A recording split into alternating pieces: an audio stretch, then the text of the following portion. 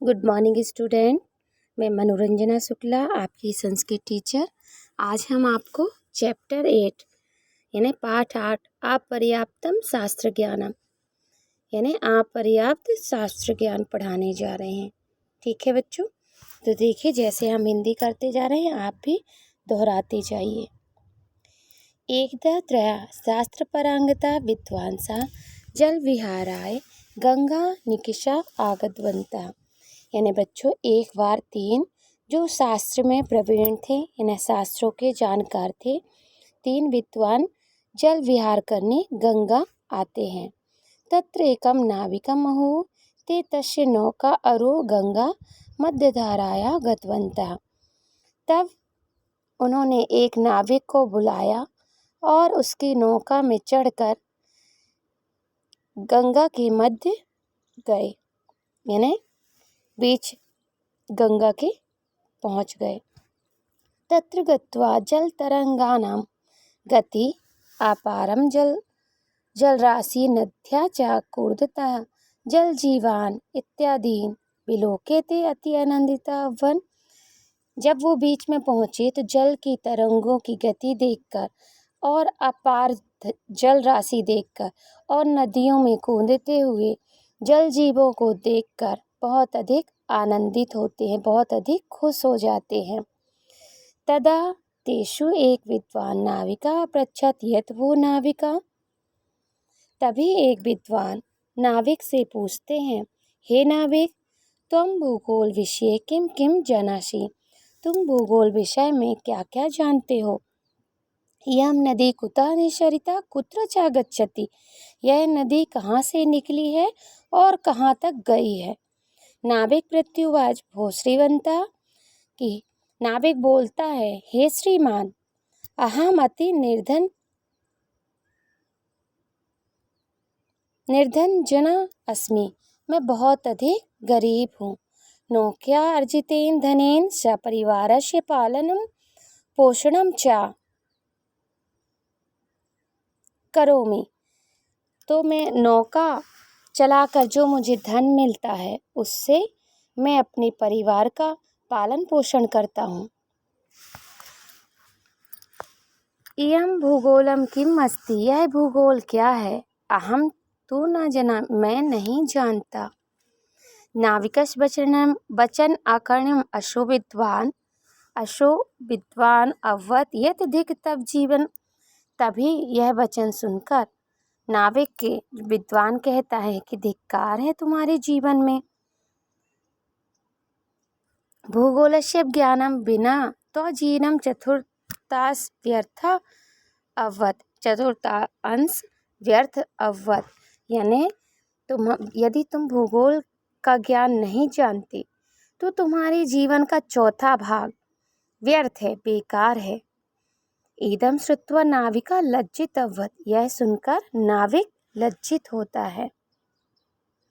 किंचित दूरे गते द्वितीय विद्वान नाविकम अपृच्छत यत् भो पंडित प्रवर। कुछ दूर चलने के बाद दूसरा विद्वान पूछता है कि हे पंडित, किम त्वं खगोल शास्त्रम अपठत? क्या तुमने खगोल शास्त्र पढ़ा है? नाविक अववत नहीं श्रीमंता। नाविक कहता है, नहीं श्रीमान, अहम खगोल शास्त्रमपि न जानामि। मैं खगोल शास्त्र के बारे में नहीं जानता हूँ। अहम तो केवलम नौका शास्त्रम जानामि। मैं तो केवल नौका शास्त्र जानता हूँ। नाविकस्य वचन श्रुत्वा ते विद्वांसा अति आश्चर्यचकिता अभवन्। नाविक के वचन सुनकर विद्वान आश्चर्यचकित हो जाते हैं। तदा द्वितीय विद्वान अववत यत् भो मूर्ख। तभी दूसरा विद्वान कहता है कि हे मूर्ख, तुम तो किमपि न जानासि, तुम तो कुछ नहीं जानते हो। तब जीवनस्य तो अर्धार्थ निरर्थक अववत। तुम्हारा जीवन का आधा भाग निरर्थक है, बेकार है। तस्य वचन श्रुत्वा नाविका पुनः लज्जित अववत। और फिर यह वचन सुनकर नाविक फिर से लज्जित हो जाता है, शर्मिंदा हो जाता है। नाविका शनि शनि नौका चालती। इसमें नाविक धीरे धीरे नौका चला रहा था। गंगाया अद्भुत दृश्य दृष्ट्वा त्रय विद्वांस प्रमुदिता आसन। गंगा का अद्भुत दृश्य देखकर तीसरा विद्वान बहुत खुश होता है, किंतु नाविकम मूर्खत्वा ते खिन्नावत, लेकिन नाविक मूर्ख है यह जानकर दुखी होता है। पुनः तेषु तृतीय विद्वान उपहासम कुर्वन्, तभी तीसरा विद्वान उनका उपहास उड़ाता है। नाविकम अपृच्छत, और फिर नाविक से पूछता है, यत भो महाज्ञानी, हे महाज्ञानी, त्वं गणितमपि अपठत न वा, तुम तो गणित को भी नहीं पढ़े हो। तदा नाविका अववत् शृणुत मम वचनानि, तब एक नाविक बोलता है, मेरी बातों को सुनिए। अहम अति दीना जना अस्मि, मैं बहुत ही अधिक गरीब हूँ। नौका संचालन मम वंशानुगत वृत्ति, नौका चलाना मेरा वंश से चला आ रहा है, मतलब नौका चलाना का कार्य जो है उनके वंश में चला आ रहा है। मम पिता अपि अशिक्षित आसीत्, मेरे पिता भी बहुत अधिक अशिक्षित थे। अशो अपि नौका में चलायतस्मि, वो भी नौका ही चलाया करते थे। मम पिता कदापि पठितुम विद्यालयं न गच्छत्, मेरे पिता कभी भी विद्यालय नहीं गए हैं।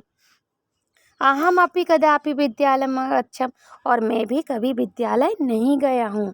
अतएव व्यर्थ प्रश्न मा कुर्वन्तं भवन्तः, इसलिए मुझसे व्यर्थ में प्रश्न मत करो।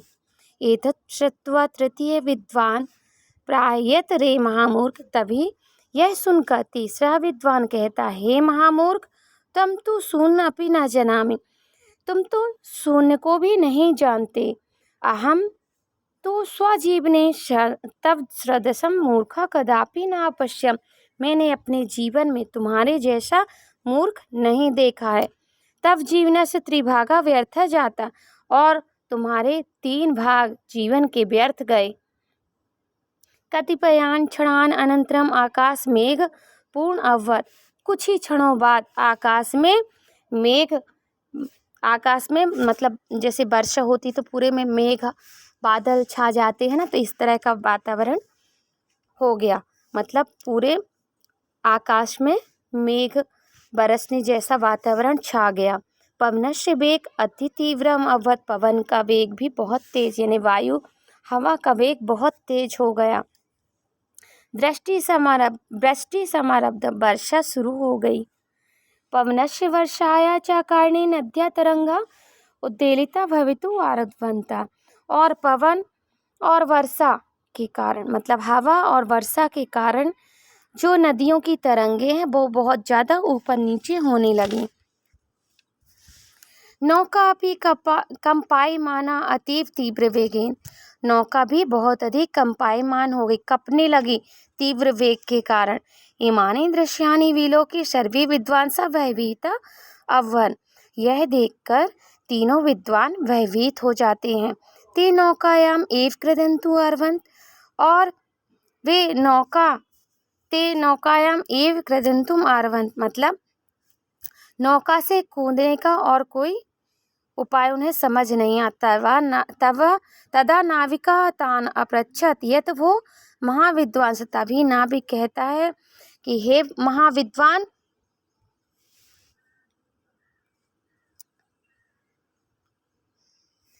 महाविद्वान, अधुना तो नौका संरक्षण असंभव अस्ति, अब तो नौका की सुरक्षा होना असंभव है, यानी नौका की अब रक्षा नहीं हो सकती।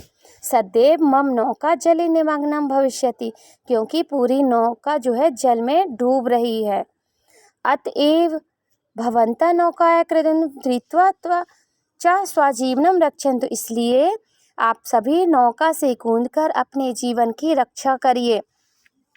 एतत् श्रुत्वा ते विद्वांस अभवन्, यह सुनकर विद्वान बोलते हैं, भो मान्यवर, हे मान्यवर, वयम तो तर्तुम न जना, मैं तो तैरना जानता नहीं हूँ, हम तो तैरना जानते नहीं हैं। तदा नाविकम अववत्, तब नाविक कहता है, यदि तर्तुम न जानन्ति भवन्तं तो भवतां संपूर्ण जीवनम सकल च शास्त्र ज्ञानम व्यर्थम, यदि आप तैरना नहीं जानते तो आपका पूरा जीवन, शास्त्र ज्ञान सब व्यर्थ है। अधुना भवन्तं गंगाया शास्त्रार्थ कुर्वन्तु विहरन्तु। तो अब आप गंगा में ही वाद विवाद करिए और विहार करिए। एव कथित्वा नाविक नौकाया कूर्दम तरतु चारवन। और यह कहकर नाविक नौका से कूद कर तैरने लगता है। शनैः शनैः तरन् असौ तीरम् अगच्छत् प्राणान् संरक्षितवान्। और धीरे धीरे वह तैरकर नदी के किनारे लगकर अपने प्राणों की रक्षा करता है। अतएव उक्तम यत् अपर्याप्तम शास्त्र ज्ञानम व्यवहार ज्ञानमपि आवश्यकम। इसलिए कहा गया है कि शास्त्र ज्ञान अपर्याप्त होता है, व्यवहार ज्ञान भी आवश्यक है। यानी सिर्फ शास्त्र ज्ञान जानना ही पर्याप्त नहीं है, जीवन में व्यवहार ज्ञान होना भी आवश्यक है ना। तो वो जो नाविक था बच्चों, व्यवहार ज्ञान में प्रवीण था, क्योंकि वह नदी में सफ़र कर रहा था और नदी को तैरना जानता था। नदी में तैरना वह जानता था। और ये लोग विद्वान तो थे, लेकिन वो तैरना नहीं जानते थे। इसलिए तीनों पंडित विद्वान नदी में डूब जाते हैं और जो तैरना जानता था वो नदी के किनारे आ जाता है। तो शास्त्र ज्ञान बस ज़रूरी नहीं होता, जीवन में व्यवहारिक ज्ञान भी होना बहुत अधिक आवश्यक है। अब बच्चों शब्दार्थ देखिए। शास्त्र परांगता यानी शास्त्रों के जानकार, आहू यानी बुलाकर, आरूह यानी चढ़कर, अपारम यानी अथाह, कूर्दता यानी कूदते हुए, आद्यांश यानी आधा भाग, निरर्थक यानी बेकार, आरब्धा यानी शुरू हो गई, शास्त्रार्थम यानी वाद विवाद, विहारंतु यानी विहार करे, संरक्षितवान यानी बचा लिया, सदैव यानी बहुत जल्द ही, प्रत्युवाची ने जवाब दिया, चतुर्थांश यानी चौथा भाग, एक हिस्सा। तो बच्चों इस तरह आपका 8 चैप्टर का हिंदी ट्रांसलेट हो गया है। तो आप इसकी पूरी कहानी की स्टोरी लिखकर मुझे सेंड करेंगे। ये आपका होमवर्क है। और इस कहानी से आपको क्या शिक्षा मिली यह भी आप लिखेंगे। ये होमवर्क मुझे कल 10 बजे के पहले मिल जाना चाहिए। ध्यान रखिए, कल 10 बजे के पहले मुझे सभी पूरा होमवर्क कंप्लीट मिलना चाहिए। ठीक है बच्चों, धन्यवाद।